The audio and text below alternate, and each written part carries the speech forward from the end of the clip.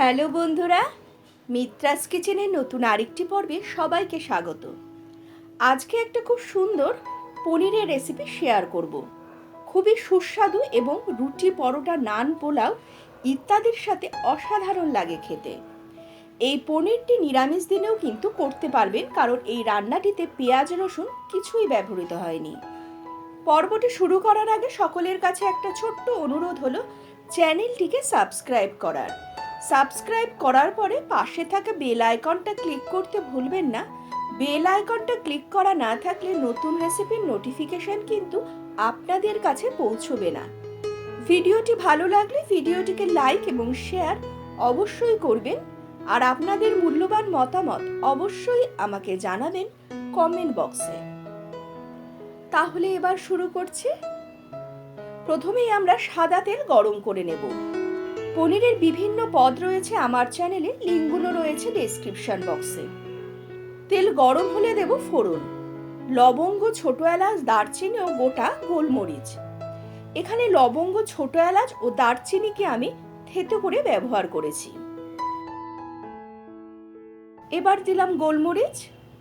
ফোড়নটাকে ভাজবো সুন্দর গন্ধ বের না হওয়া পর্যন্ত। ফোড়ন থেকে সুন্দর গন্ধ বের হতে থাকলে দেব কুচি করা কাঁচা লঙ্কা, আদা বাটা ও স্বাদ মতো লবণ।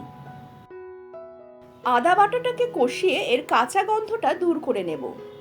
আদার কাঁচা গন্ধটা দূর হয়ে গেলে দেব একটা পেস্ট। এখানে আমি ভাঙা কাজু ও টক দইকে একসাথে বেটে রেখেছি। দিলাম ব্লেন্ডিং জারটা ধুয়ে জল, আর দেব জায়ফল গুঁড়ো ও চিনি। যেহেতু এখানে টক দই ব্যবহৃত হয়েছে তাই একটু চিনি কিন্তু লাগবেই। আর এই পনিরটা কিন্তু একটু মিষ্টি মিষ্টি হবে। এইগুলোকে কষাবো তেল না ছাড়া পর্যন্ত। পেস্ট থেকে তেল ছেড়ে দিলে দেব গরম জল গ্রেভির জন্য। মিশিয়ে নিয়ে গ্রেভিতে 1 ফুট আসতে দেব। গ্রেভিতে ফুট চলে এলে দেব চিলি ফ্লেক্স ও চৌকো করে কাটা পনিরের টুকরোগুলো।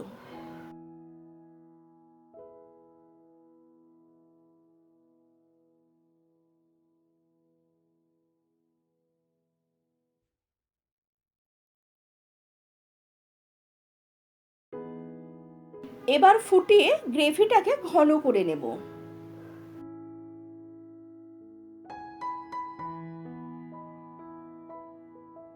গ্রেভি ঘন হয়ে গেলে দেব গরম মশলার গুঁড়ো, কাসুরি মেথি এবং মাখন।